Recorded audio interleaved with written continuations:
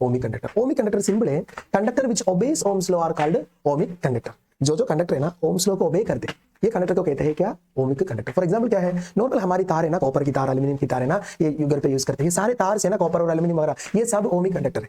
और ohmic conductor का nature ये भी है बेटा, देखो इसकी वी आई ग्राफ आप प्लॉट करने के टाइम है ना, ये वोल्टेज वर्सेस करंट आप ग्राफ प्लॉट करें तो ये बिल्कुल आपको एक स्ट्रेट लाइन ही दिख पाएंगे, straight line, and also it passes through the origin. So straight line भी होना चाहिए, स्ट्रेट लाइन भी होना चाहिए, एंड पासेस थ्रू ओरिजिन भी होना चाहिए। क्या बेटा, पासेस थ्रू ओरिजिन होना चाहिए, passes through origin, then only you can say it is an ohmic conductor. And ohmic conductor का वो पासेस थ्रू ओरिजिन और स्ट्रेट लाइन मतलब क्या है, स्लोप हमेशा कांस्टेंट है, स्लोप हमेशा कांस्टेंट। आप किसी पॉइंट पे आप एक ग्राफ का स्लोप ले लो, आपको कांस्टेंट स्लोप पे देखने के लिए मिलेंगे। And also almost independent of temperature है, ऑलमोस्ट इंडिपेंडेंट ऑफ टेंपरेचर है। हमारे घर का तार वाला टेंपरेचर बदलने के टाइम इसकी रेसिस्टिविटी ज्यादा नहीं बदलते, बहुत कम बदलते, almost independent of temperature. So these are the ohmic conductor. So ohmic conductor मतलब क्या बेटा, मेटल वायर से, कॉपर एल्यूमिनियम जैसे मेटल वायर पूरा ये ओमिक कंडक्टर पे आते हैं। ओम्स लॉ की ग्राफ है, बिल्कुल straight line passing through the origin, V and I की ग्राफ है, बस इतना ही। अब दूसरा है बेटा वेरी इंपॉर्टेंट है, नॉन ओमिक कंडक्टर है। नॉन ओमिक कंडक्टर मतलब conductors which does not obey Ohm's law.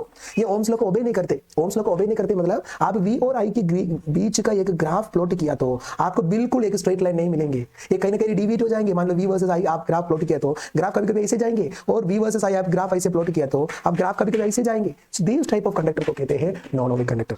देखो बेटा सेमी कंडक्टर सारे के सारे जो जो मतलब मटेरियल्स है ना, जो जो इंस्ट्रूमेंट्स या डिवाइसेस सेमी कंडक्टर से बनते हैं। सेमी कंडक्टर मतलब क्या बेटा, 14th ग्रुप एलिमेंट सब आते हैं सेमी कंडक्टर में, जर्मेनियम सिलिकॉन फैमिली पूरा सेमी कंडक्टर। देखो डायोड है, ट्रांजिस्टर है, एलईडी है, हम यूज करते हैं ना आईसी, वो भी थर्मिस्टर है, ठीक है ना। इवन हमारा इनकार्नेशन लैम्प है ना, पुरानी टाइप ऑफ लैम्प, वो भी आते हैं हमारा नॉन ओमिक कंडक्टर पे।